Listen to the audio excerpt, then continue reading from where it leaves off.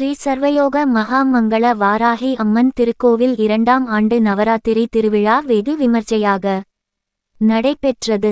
மதுரை கல்லம்பட்டியில் அமர்ந்து அருள் பாலித்து கொண்டு இருக்கும் ஸ்ரீ சர்வயோகா மகாமங்கள வாராகி அம்மன் திருக்கோவில் 2ஆம் ஆண்டு ஆஷாட நவராத்திரி திருவிழா கோவில் ஸ்தாபகர் மற்றும் நிர்வாக அறங்காவலர் செந்தில்குமார் தலைமையிலும், தலைவர் மகாலிங்கம், உப தலைவர் ராமச்சந்திரன், செயலாளர் தாமோதர்ராஜ், வழக்கறிஞர் பொருளாளர் பாண்டியன், ட்ரஸ்டி உறுப்பினர்கள் பாண்டி மீனாள், அனிதா, நாகராஜன், சிவக்குமார் ஆகியோர் முன்னிலையில் வெகு விமர்சையாக நடைபெற்றது. இந்நிகழ்ச்சி கடந்த 25ஆம் தேதி காப்பு கட்டுதலில் தொடங்கி தினம்தோறும் ஒவ்வொரு விதமான அலங்காரம் வாராகி அம்மனுக்கு செலுத்தப்பட்டு வருகிறது. அதன் ஒரு பகுதியாக நேற்று ஸ்ரீ மகிஷாசூரமர்த்தினி அலங்காரம் அலங்கரிக்கப்பட்டிருந்தது.